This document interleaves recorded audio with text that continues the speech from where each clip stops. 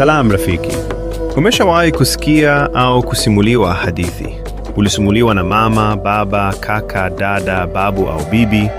Vipo pia vitabu lukuki vilivyoandikwa na waandishi kama vile Romeo na Juliet au Wasifu wa Siti binti Saadi, ama Biblia, Torati, Quran, Tripitaka au Wahindu Vedasi.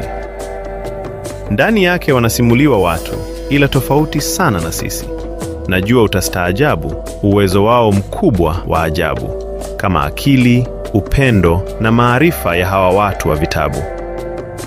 Mara nyingi upande wao huwa bora zaidi dhidi ya uharifu. Uwasilishwaji wa mema yao utadhani hawana madhaifu, maana hadithi za maisha yao toka wadogo zimejaa utukufu.